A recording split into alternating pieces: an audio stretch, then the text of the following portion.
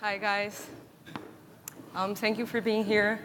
Obviously, we put a lot of effort into making this title very complicated. It's not as complicated as it looks. But I'll just start talking a little bit about Gazeus. You guys probably haven't heard of us because we are from Rio, Brazil. So this is a picture of our offices there, very sunny, hilly Rio. So yeah, I mean, right now we're at 65 people. We are a mobile games developer. We do pretty much classical card games, the ones that you grew up playing with your family, so canasta, spades, dominoes, euchre.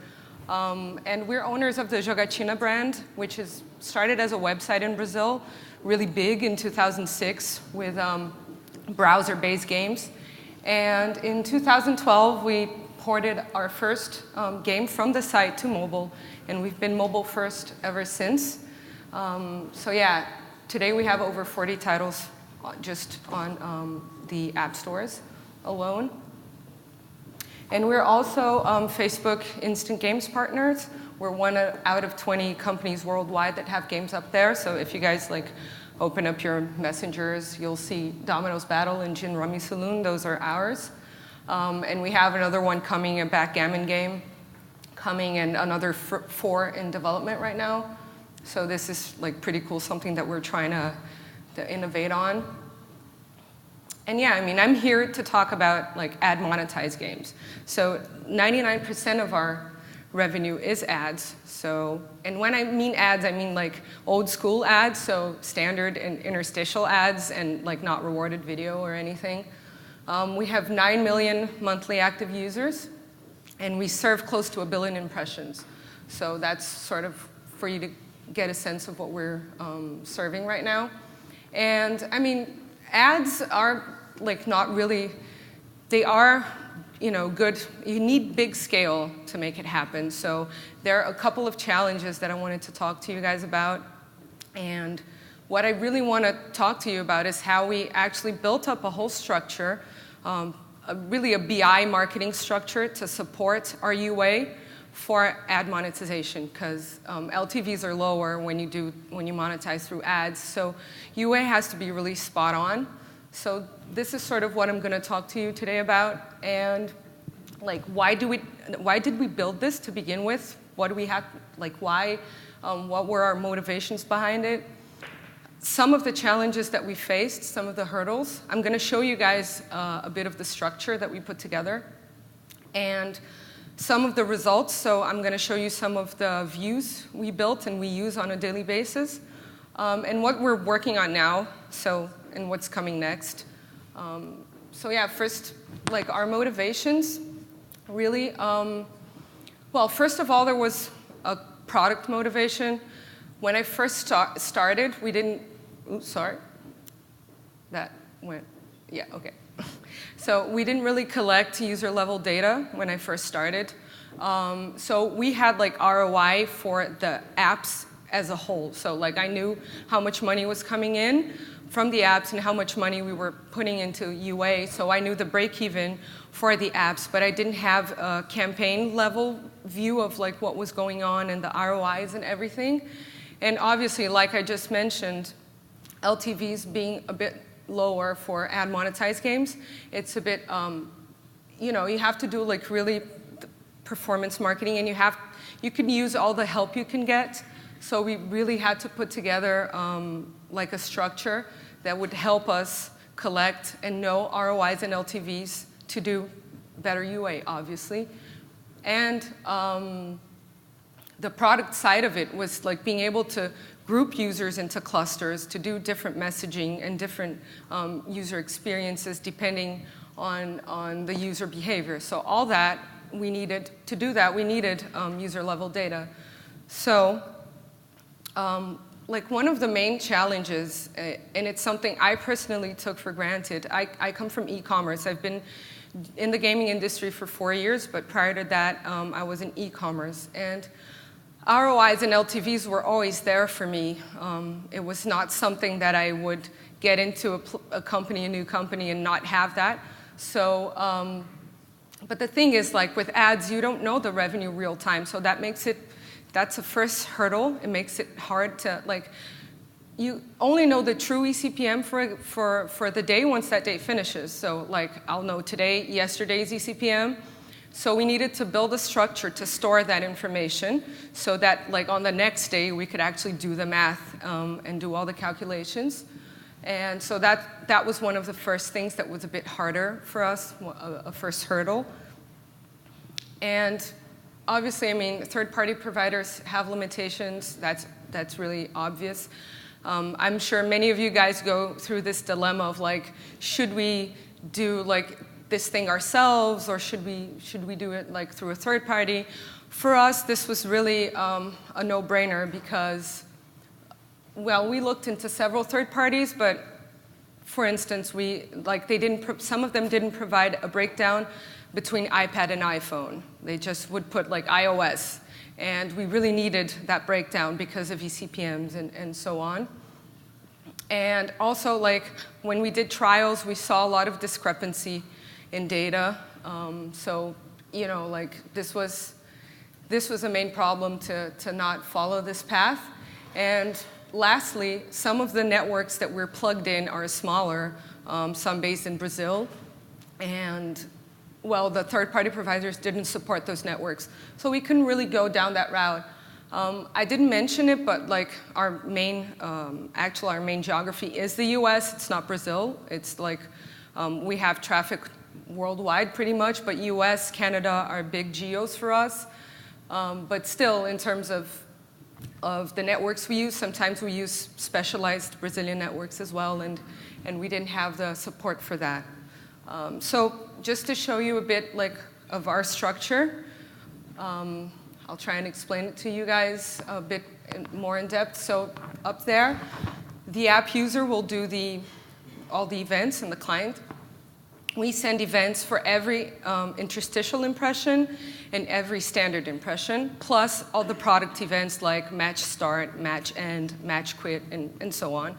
So they'll do that, and then we have that mapped out in Adjust. And we use the global callback feature to collect that in our structure. At the time we put this together, they didn't have the CSV option that they do now, so we still are using the global callbacks. So we receive that on our end, we prep it, we add a few things, and it goes out two ways. The first one is down to Kibana for real-time analysis. For the QA team, marketing team, and monetization team, we really need to have the event logs real-time. And on the other end, it goes to our S3 bucket, and then it gets thrown to Redshift. And here, like right here, is where we collect through the APIs for the networks, both revenue data and cost data from the networks. So we combine that data we collect through the APIs on Redshift to do all the calculations, and we use Tableau to build all the views that we use. So like, even this step here, which might sound simple, like just connecting through APIs, wasn't actually really simple, and we had to build creative solutions for this, because like each API will work in a different way, and there were certain networks that wouldn't send out a campaign ID, for instance. And if we used a campaign name, that wouldn't work, because the UA team maybe would change the campaign name, and then our structure would think that was a different campaign, 2 instead of 1. And well, some other APIs wouldn't send country information. So what we did was, like, we added tags appended tags to the campaign name, and our structure would understand that and do the proper mapping. So like the campaign name would look something like this for one of our games, where we would pass, for the campaign ID thing I told you about, we have a campaign ID generator inside our intranet where we just keep pumping out those IDs. We plug them there, we pass the country, and our structure will understand these tags and organize accordingly. So this is sort of how we're operating today. And well, on the previous slide, I mentioned that we had the cost per user because we combined everything in Redshift. the attribution data, user level data, plus the cost data from the APIs. And with that, we knew exactly how much each user was costing us from each network. And on the revenue side, we collect the eCPM by banner format, by country and network, obviously, and then we have the revenue per impression, per banner format and country. So once we have this revenue per impression, we will multiply that by the number of impressions a given user will make, and then we'll have the total revenue of that user. And when we sum up all the users, we get the total revenue.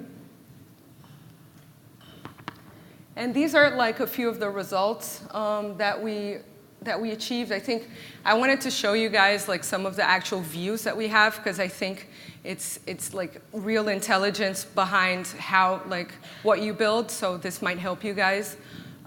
This is pretty, but it's actually Tableau. I just didn't put a screenshot, but this is real. It's not makeup. So I'll just explain a bit about this. We call it average running revenue per user, just to be fancy. I don't know. It's actually LTV, but it's like we look at it over a large period. We don't look at it like increments, like 180, day 180, day 365. We just look at it as a cumulative curve. So we call it average running revenue per user. In practice, it's just LTV. And this is what you see in this axis. And on the x-axis, it's the cohort age, so how they're aging. The yellow line, in this case, the study was this. The yellow line is iPhone, and the red line is iPad for one of our games. And typically, what we saw before for like most of our games and campaigns, the iPad usually outperformed iPhone because eCPMs are higher. And with this given campaign, in this situation, it was the opposite. And it was really interesting when we found this out pretty early with the structure that we put together, because that fed straight into our UA strategy, and we just shifted how we were spending money. And we were like spending 1/3 of what we were spending before and still getting the same growth in terms of revenue. So this was really valuable for us. Another view I really like, it looks complicated, but it's not. Hang on with me. Cohort age again here, and ROI here. The breakdown I did to show you is like each line is an install date. So it's a breakdown by install date. This is really good for product, because whenever you push a new product feature, you can like see straight away how like the audience is performing, if it's better or worse, what's happening. This specific case is for our Dominoes game. We launched on the 20th of June a new feature where you could like invite a given friend to play against you.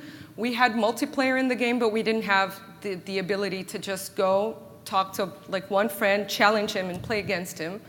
So the two lines that are above the rest, they were, I think, on the 23rd, and the other one is the 24th, I think. But those were after we did the new, launched the new feature, and the ones that are bundled up below were before that. So it was very clear that, like, straight off the bat, that feature was bringing in users of a way better quality. And this view is nice because we're breaking down by install date, but we can break it down by country, by campaign, by ad group, by whatever. So it's a really cool way to just keep track of how the campaigns are doing. And this is the event rate here. So this is, the top line is sessions.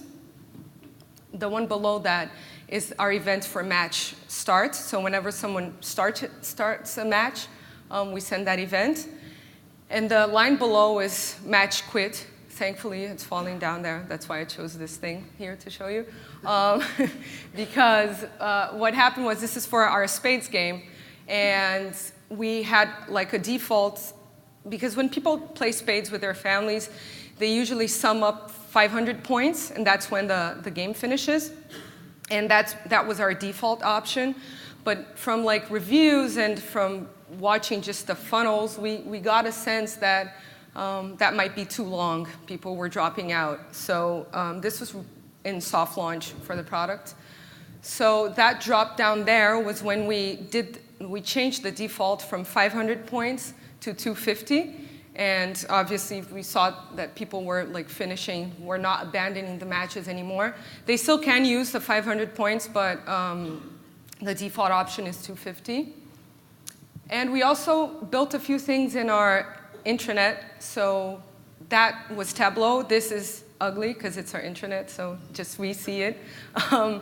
So we built funnels with the events that we send. And the cool thing is, with the parameters that you append to the events, we built filters. So we can filter every event individually by whichever parameter we want, as long as we're sending it, obviously. And in this case here, this is a match start and a match end event. This filter here, I had multiplayer.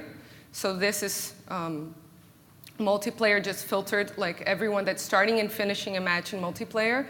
There's a 92% completion rate for a match. And this is single player with a 96% completion. You can see that single player has a higher adoption. I wanted to choose this view because this game is one of the few that we only have in players in Brazil. And since we're here in the US, I just wanted to show you, since Brazil is so different and 3Gs don't really work as well. I said 3G, not 4G, and that's actually what we have there. We do have 4G. It doesn't work. Either way, it's bad connection, so people tend to play single player more. And the completion rate is also larger because they are not on bad connections and being kicked out of matches. So we sent all sorts of custom parameters, like if it's a 2 or 4 player table, if it's multiplayer, single player, and also all the default event parameters that are already there, like language, OS version, and things like that. And just to sum up, this looks really bad. I had to blur out things. But up until then, I've been talking about what we did with history data. So this is looking into the past. We have this, and we're looking back and seeing how the campaigns are going.